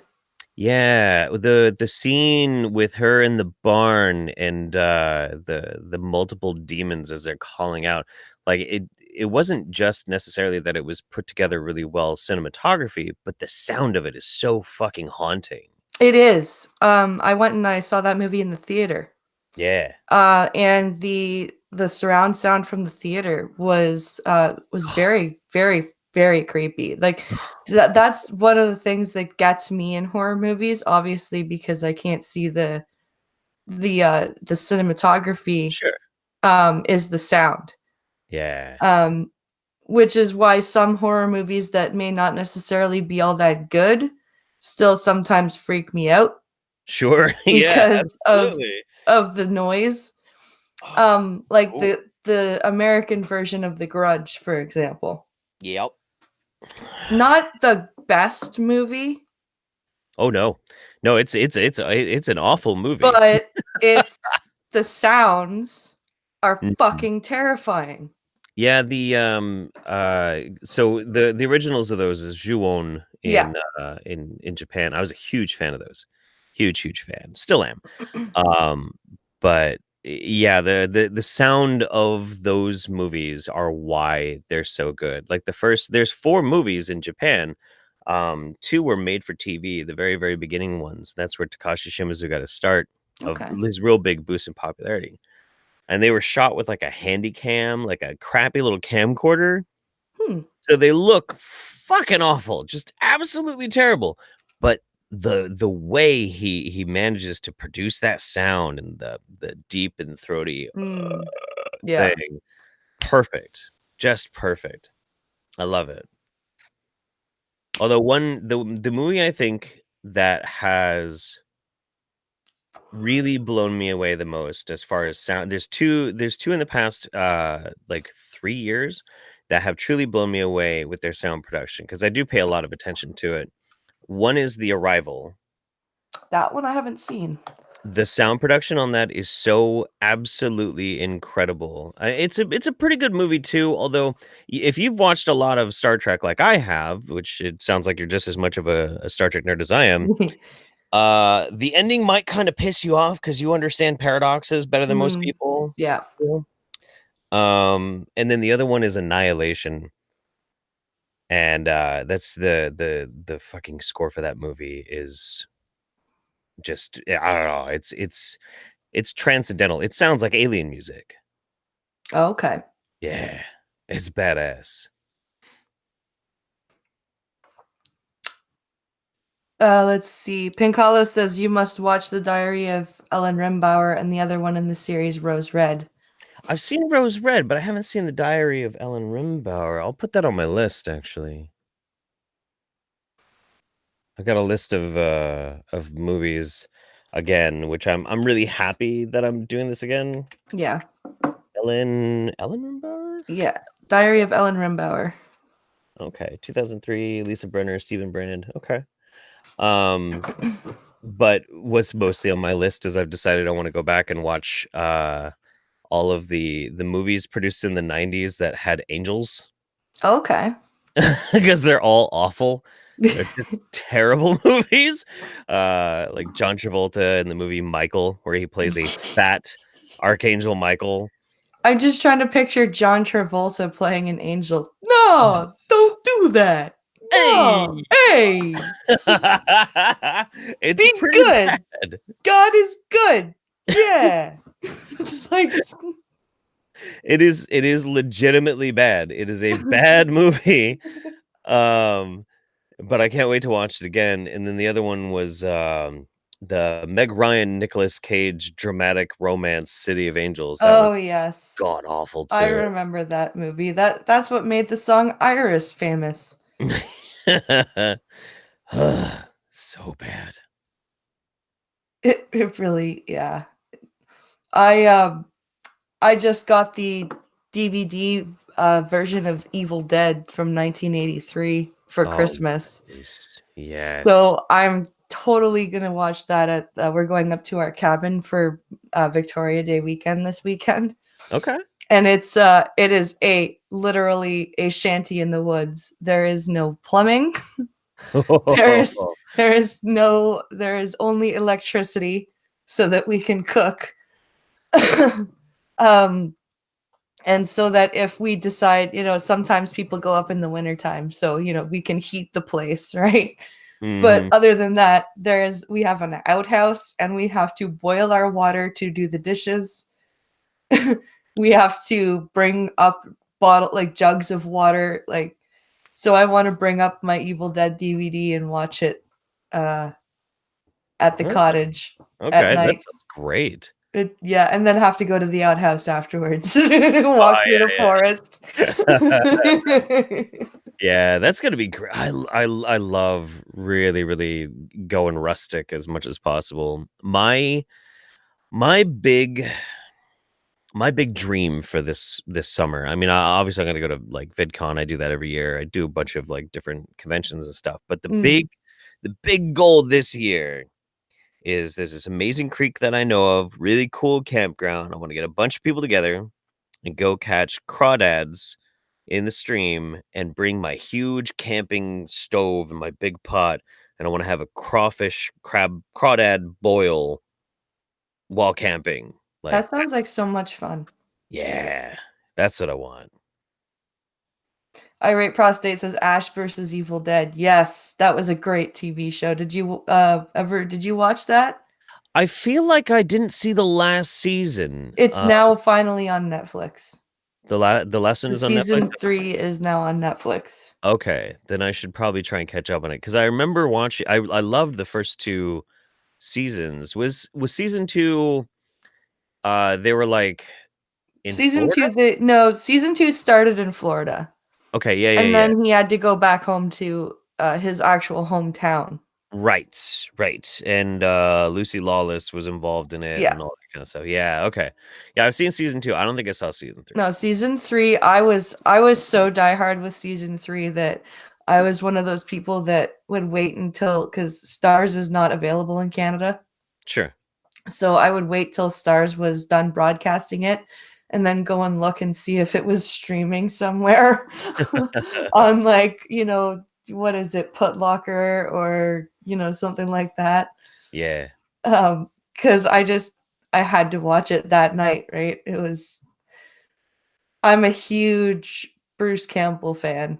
Oh, me too. Me too. The chin. Yes, and watching anytime Xena was on and he was in as the King of Thieves, I was definitely watching that episode. Oh yeah. I got into Burn Notice just because of how much I love Bruce Campbell. But I want to watch. I need to watch Burn Notice because when it was out, I was still in high school, and my mom wanted, there was something on TV that she watched oh yeah. on that particular night, so I never got a chance to watch Burn Notice. Yeah, Um, I like it a lot. I had a lot of fun with it when I was paying or when I was watching it. Yeah. But I think it was probably about near the end of the season 2, it just became kind of formulaic, and I Okay. I kind of put it down. I'll probably pick it back up and keep watching it again. But yeah, I just kind of had to take a little bit of a break, you know. Yeah. There's there's a show that I'm waiting for season 2 of. It's called Mindhunter. It's on Netflix.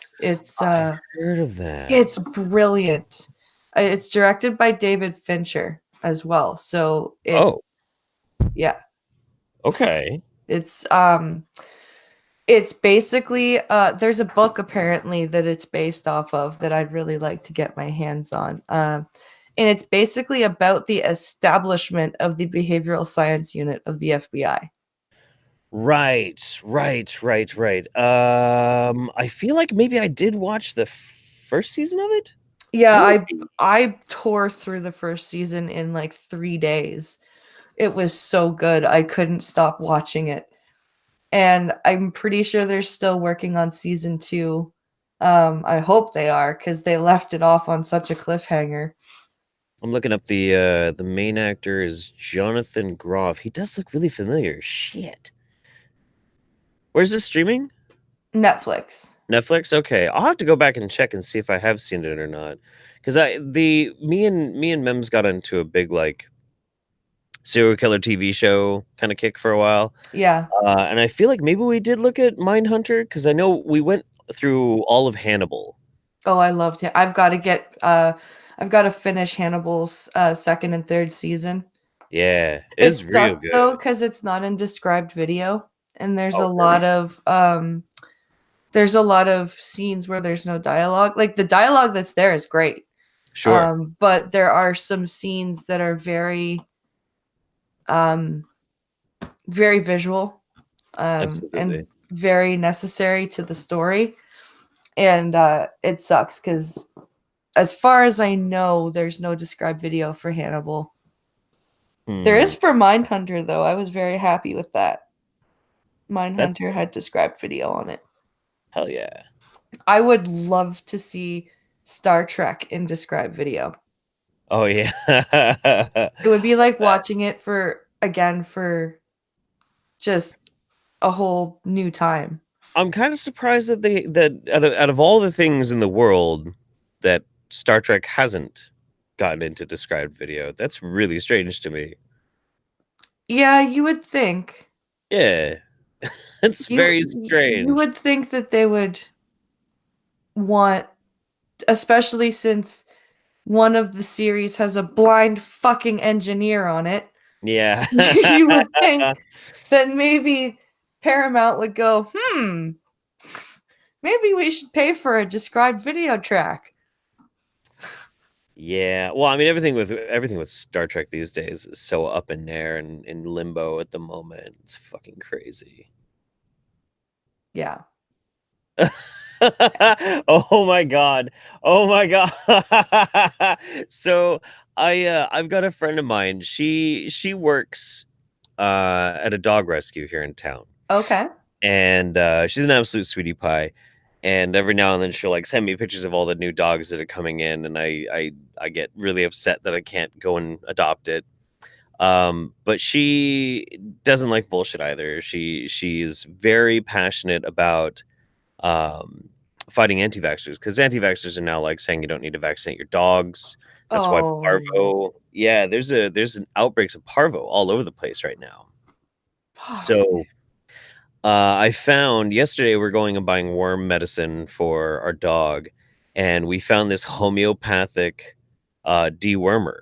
Of course. And she's like, "Oh, okay, you got to send me a picture of the back and the ingredients." And so I didn't even really look at it. I was just looking at like the basic stuff. And she found because she went through and looked at every single one of them. Apparently, one of the active ingredients in this dewormer is semen. What? It says semen. What the why? I What don't the hell know. are Siemens supposed to do I against worms? I don't know. I don't understand why. That That is insane and hilarious, all in one package. Yeah, what the shit? Arsenicum, calcified carbon or some shit, chenopodium, cucurbitapepo, ferrum phosphate, semen. Like, who's jacking off into the dewormer? What the Whose job is that to be like, okay, I need to collect semen for the deworming medicine? And what type of semen? Is it human semen? Is it bull semen? Is I, it dog semen? What really type of semen is it? I at this point too, I kind of hope it is human semen. I'm a little less turned off by, well, turned off. God, I don't want to phrase it like that. I'm a little less freaked out by a dude jerking off into a vat than a dude jerking off an animal into a vat. You know what I mean? Yeah. Oh my god. What the fuck? Oh, That's amazing. mm-hmm. Yep, this is some wild stuff. I wonder if I can actually find a website for this brand too. It's called like Homeopet, the natural choice. What the fuck? WRM Clear. I think that's what it is. Yeah. Yeah. And then in theory, it should have the ingredients on their website. Like, I mean, it's obviously printed on the box. I'm just wondering if it'll have it like, you know, How many admit. parts per million is this semen in your fucking... Yeah, yeah, yeah. Oh my god. Like, oh wow. That's awesome. Hmm. It's good stuff. That's how you know it's the good stuff right there. Oh, Speaking of crazy homeopathic stuff, where did you come up with the idea for Hemlock Moonwolf? Well, for Hemlock Moonwolf, a lot of it was just because, oh my dear Lord, yes, it's on their website too. Yep, right there. Oh my god. So it's not a printing error. No, oh yeah, no, nope. They are legit selling sperm in their homeopathic deworm. All right. So Hemlock Moonwolf was kind of uh he was kind of like a mishmash of every crunchy, burned out, acid damaged hippie I'd ever met in my life, mixed with JP Sears. Uh, JP Sears was like the huge inspiration for doing that for sure. Um, and it all kind of took its own form because I really wanted to do more character driven comedy Yeah. videos rather than necessarily like have to always be serious all the time. Um, and I had stopped doing Mr. Wiggles videos, Okay. so that one, yeah, I had to put that one away. I was tired of hearing people like freaking out on me because I had dildos with googly eyes that I was talking to. Where? Yeah. I did a series called Mr. Wiggles where if there was something that I was making fun of that was so ridiculous I didn't want to take it serious, a viewer had sent me, actually quite a few viewers had sent me, because I said when I opened my PO box, don't anybody mail me a dildo. Oh, see, that was your mistake. Yeah, so of course they did. So what I did was is I took googly eyes and I glued them to the dildos. And then if I had to make fun of something that I really wasn't going to take serious at all, I would talk with these characters that I had made. And then I in post would voice modulate myself doing their voices. So I made these videos like that. People Oh, I got all remember weird. Mr. Wiggles videos. They were funny. They were great. They were fun. I loved making them, but everybody got really weird on me. They're like, I'm playing with sex toys. I'm like, all right, fine, cool. Aren't All you right. supposed to play with sex toys? Well, maybe not on YouTube. No, that's what Pornhub is for. There No. you go. So yeah, instead I decided to do more character driven stuff like Hemlock Moonwolf and Uncle Ted, that kind of stuff. Yeah. And yeah, it's fun. I really enjoy doing Hemlock Moonwolf. Hemlock Moonwolf is a good character. I think he's pretty funny. Yeah, I'm gonna be doing one big Hemlock Moonwolf video coming up here very soon. I'm actually actively working on it right now because it's gonna take a bit of a process to put together. And then there will not be any more Hemlock Moonwolf for a while because I'm chopping all my damn hair off, and until I can find a wig that will look kind of similar to Hemlock Moonwolf, I'll have to just put the character down for a while. Yeah. So, yeah, yeah.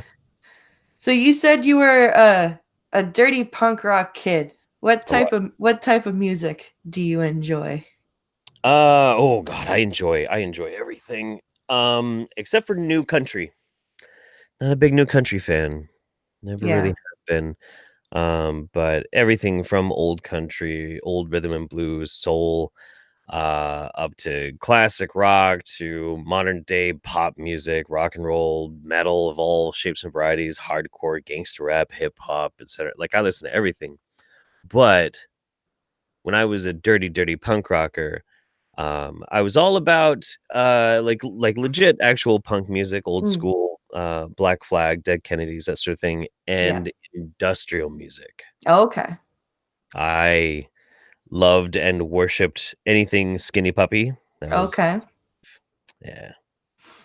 Were you a were you a 90s 9 Inch Nails guy? Yes, Yeah. yeah. Actually, so Pretty Hate Machine was globally released in 1989. Yep. It had a shorter run release here domestically in 1988.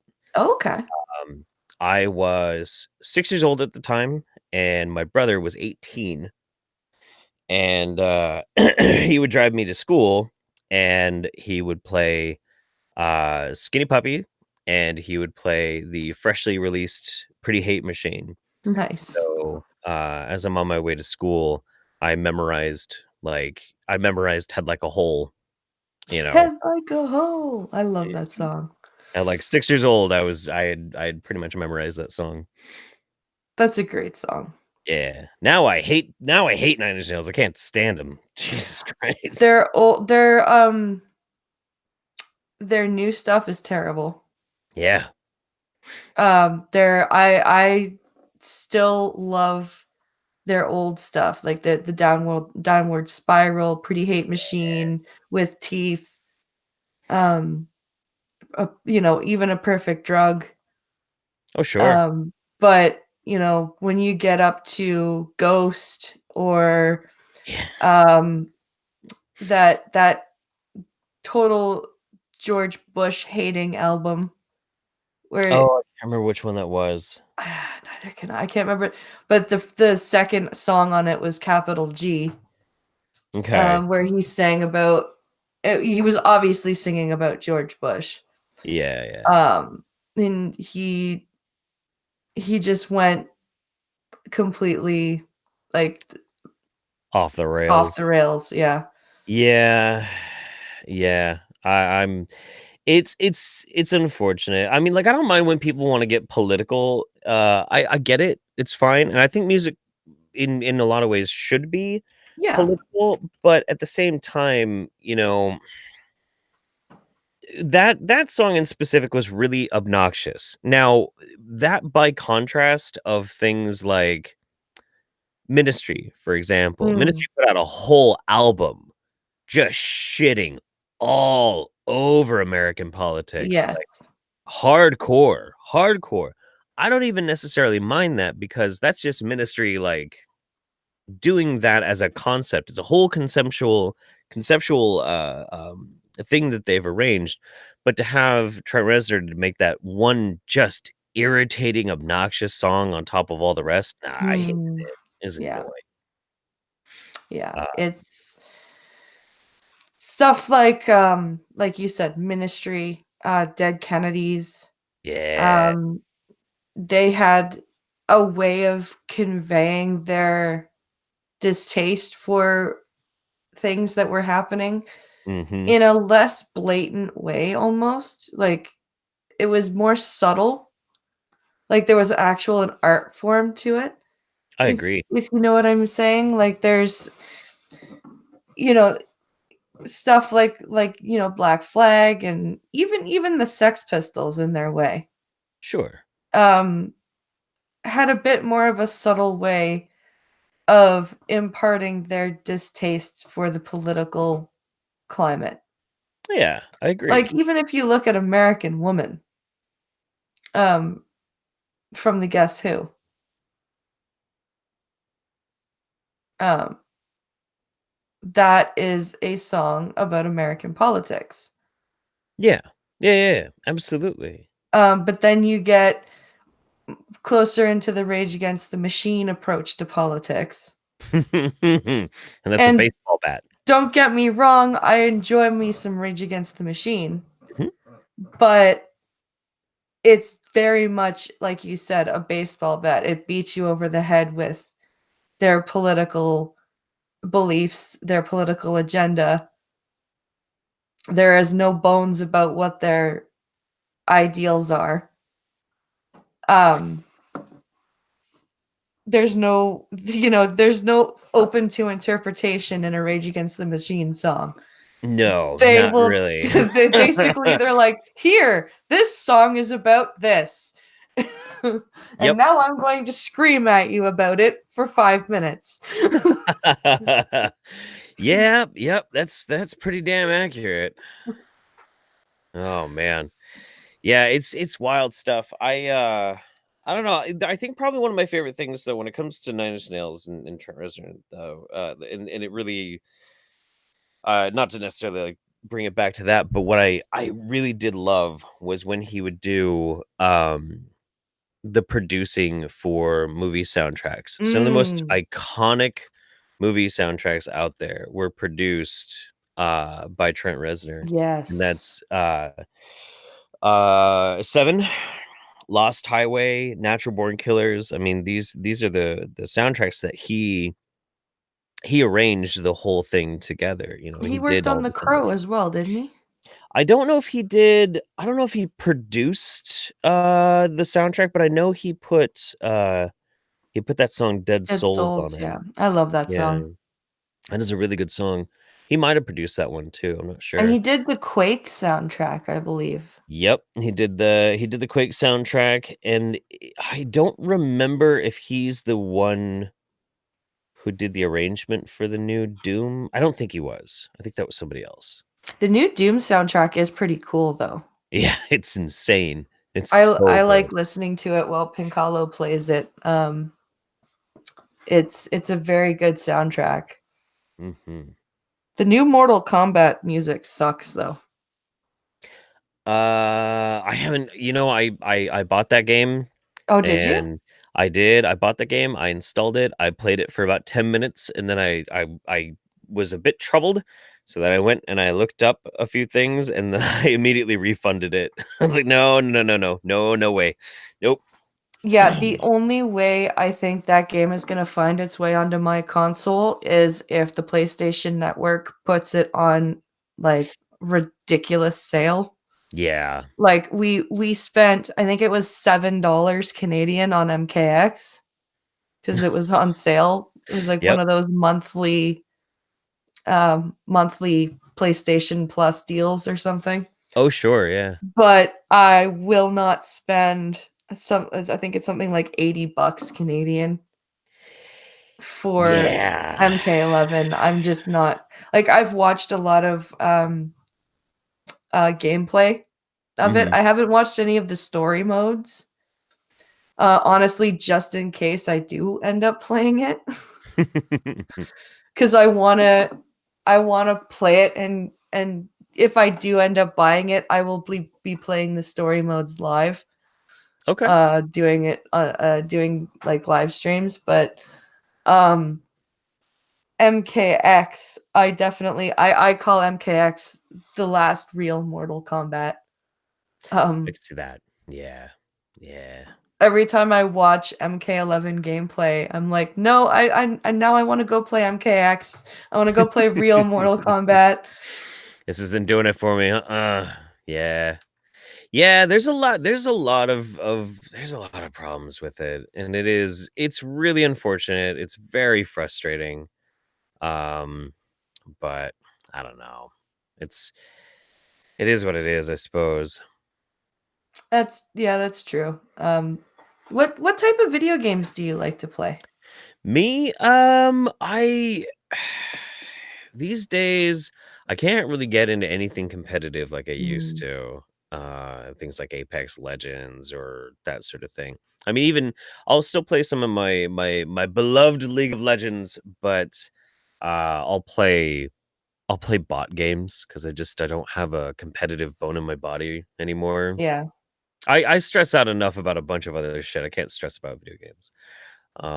So I'll play a lot of building games, a lot of simulation games, and then recently I discovered a love for Assassin's Creed Origins. Um, it's set in Egypt, and it's just such a absolute delight to play. It's so fun. cool. It's so beautiful. I mean, it just like the everything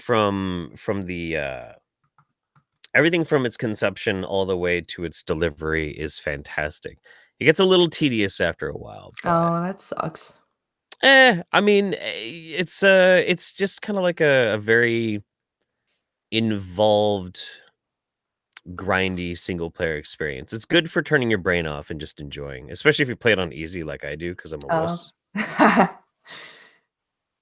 Yeah, I was sitting with Pincalo while he was playing Doom, and he accidentally put it on nightmare mode. Uh-oh. He's like, "Fuck! All right, well, I guess I'm just gonna try and do it on nightmare mode then." Yeah, fuck it. Oh well. I'm like I said before, I'm a big fighting game person because it's basically the only games I can play with because of the audio cues. That's cool Um, though. That's I never really considered that they signal audio wise like when they're going to be doing a maneuver. That's cool. well, it's especially if they use 3D audio, like in Mortal Kombat, Mhm. where your opponent and you move, the sounds move around. If you're wearing headphones, um, you can tell if your opponent is moving from left to right. Huh. That's cool. Like Soul Calibur 6 doesn't have that 3D audio component. The characters uh they kind of they don't their sounds don't move. Which is kind of unfortunate because they did have that in earlier versions of the game. They had that in 4 and 5. Oh. But it's not there in 6. Yeah. But you can still learn the rhythms of each character. Um, That's cool. and you can, learn, okay, so and so has a rhythm of when they swing their weapon in this certain way. So, okay, now when I hear that they've got a combo going, I can block it. Right. Um, and with Mortal Kombat, I have to use headphones because of the 3D audio. Mhm. If I'm playing on a TV, I absolutely suck because I can't track You got to where. have like the really good headphones to be able Yeah, to yeah, positionally aware of it. That's really fucking cool though. it's fun. It's a lot of fun when you go online, especially with Mortal Kombat, and you get these people who, because with Mortal Kombat, for some reason you can't mute your audio when you go online. Mhm. So if people are wearing headsets that have microphones, you hear what they're saying. Yeah. And and they sit there and it's awesome to beat them because you can hear them just what the fuck and Yeah. is she really blind? She's not really blind. That's not cool. That's great. Holy It's shit. a lot of fun. Damn. Yeah, that sounds hilarious. Holy fuck. Well, we've got 12 minutes left.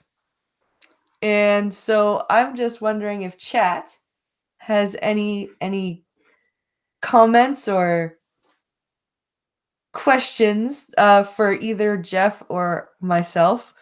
we can wrap this up in about 10 minutes or so, and um yeah, I hope you had a good time. Oh I yeah, sure did. yeah, absolutely. She is badass. I've seen her since, oh, with my playing. Oh, okay. I'm trying to, what are we talking about?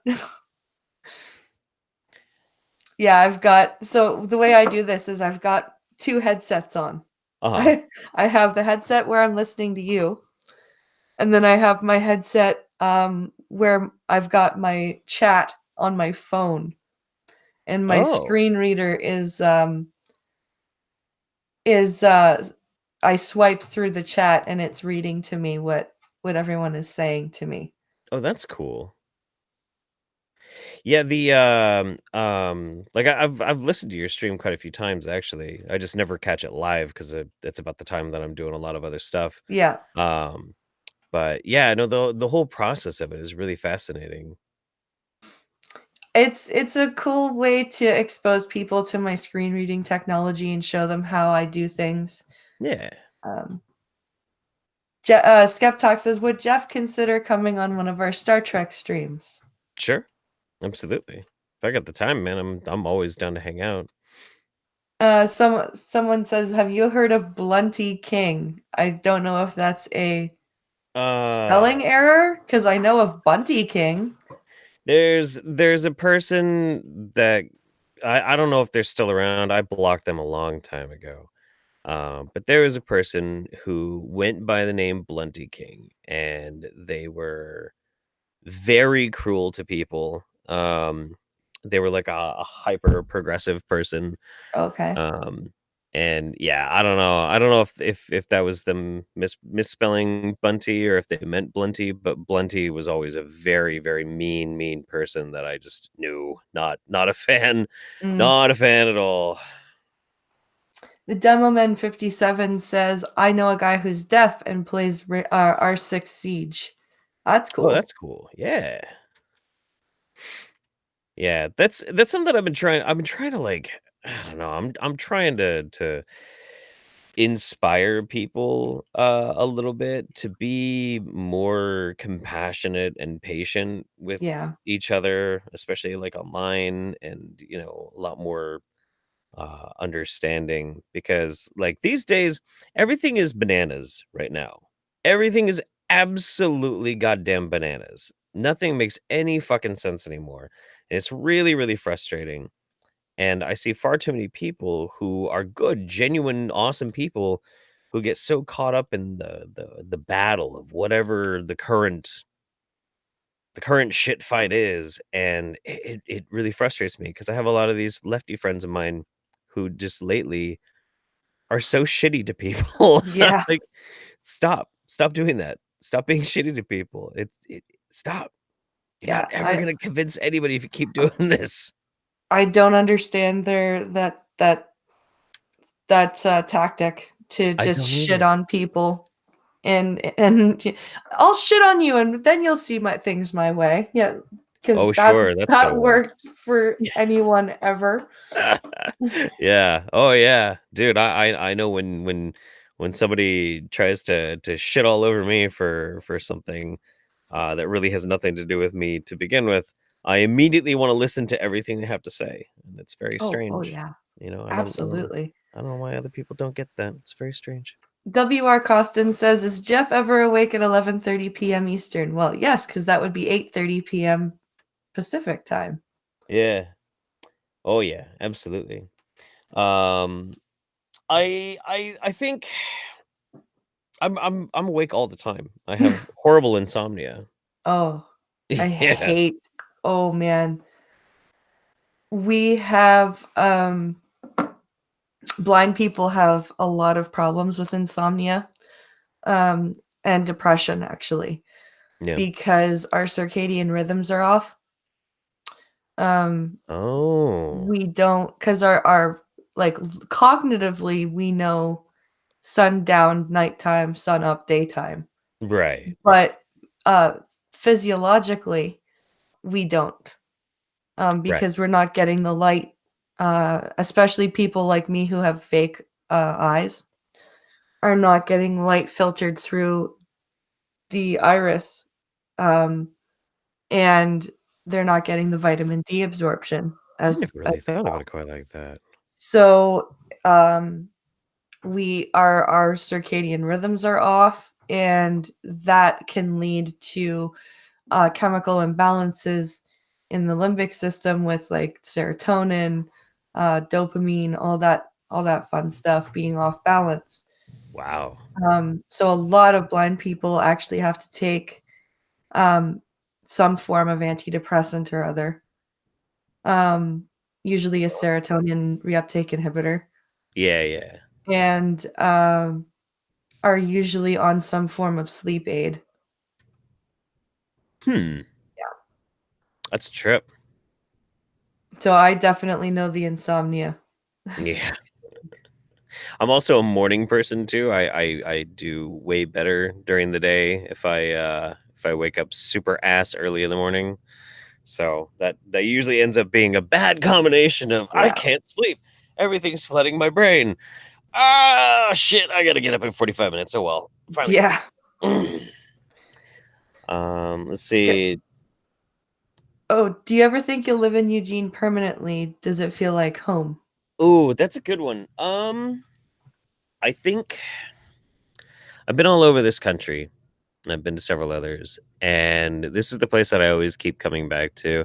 I think I've kind of made my peace that if I don't live necessarily in this town, I will be close enough I can get to it, within a short drive. Mm, This is just it's just home now. yeah, Yeah. I live in Fern Gully. It's paradise. It's beautiful. There's so much woods and like yeah, it's just the people suck, but other than that, whatever. that's yeah. People, people can suck, but if you live in a great place like that with places to get away, Mhm. that's all the best. Like Yep. Makes it worth it. Shady Grin says, Blind Press and Jeff Holiday, I'm not a Trek or Star Wars fan, but I've always wondered, how do you think they gained such massive followings? Oh, that's a good question. Ooh. Do you want to take that one? I think Star Wars um provides sort of like a Wild West sort of feel for space. And it Yeah. appeals to like the people who like the Wild West type of movies. Um, you're because it's a lot more gritty It than is. Star Trek. It's very much more like you've got still a lot more of the corruption side of humanoids. Oh yeah. You've got a lot more of the betrayal, and like that stuff happens in Star Trek too, right? But it's more of a I think that the two kind of appeal to two different types of people. The people that like the action, uh more just action packed stuff, and the people that enjoy some dialogue with their action. Yeah. Yeah. I can see that. So I think the people that really enjoy Star Trek are your people that enjoy a good bit of action, but they also enjoy some dialogue, some good backstory, Oh yeah. some philosophy. Um, and then you've got the people who like Star Wars who enjoy um, more of your war type of movie, your like I said, your Wild West, um your stuff more along that line of genre. I'd agree. Yeah. I think also one of the things about Trek that really, really truly pulls people in, um, is that Roddenberry's whole thing, like his whole driving force behind Star Trek was kind of like this not I don't want to say it was utopian because it definitely isn't a utopian, but it's like this his vision of a potential future for people, and I think it caught people's eye in a way that really hadn't been before. Because you have things like um like Star Wars, and it's very like space opera meets the Wild West meets all this sort of thing. Mhm. And Trek was less about like this adventure and more about this spirit of exploration. I think it filled a hole that a lot of people didn't even know that they had. Mm. Fox Azure says, I've always thought Star Wars was more um, fantasy than sci-fi. I'd agree with that. Yeah. Yeah. Space wizards. I mean, come on.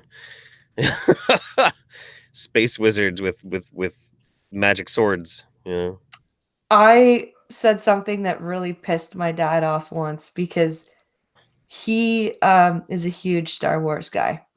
Oh yeah. And I said, Star Wars reminds me of, or not Star Wars, the Jedi's religion reminds me of Scientology quite a lot. Oh. And he's like, "What are you talking about?" And I went, "Metachlorian levels, thetan levels." That you're not wrong. And he was just see, I could feel him seething at me from across the table. It's Mhm. like, I'm right, Dad. That's good. Wow. The reincarnation, Anakin is the chosen one. Mhm. Because his metachlorian level is off the chart. Like, come on. That's pretty good. Oh my god. He was not impressed with with my analogy. Oh man. Oh, well, that takes us to the 2-hour mark, you guys. I want to thank you all for watching. I want to thank Jeff for being my guest today. Super happy to be here. I had a lot of fun. I hope you guys did too. Remember, there's going to be no Star Trek stream tomorrow because we're going to be up at the cottage. If we can figure out a way to stream a debate between my dad and I about Star Wars versus Star Trek, we might do that, but keep an eye on Twitter. I'll let you know if that happens. And then we'll be back Sunday night for the blind and the special, 10 p.m. Eastern. Pincalo and I will be back in time for that. And the coffee stream will be back at its normal time, noon Eastern on Monday. So I thank everyone for coming and watching. I hope you guys have a great rest of the day, and we'll see everyone later. Bye guys.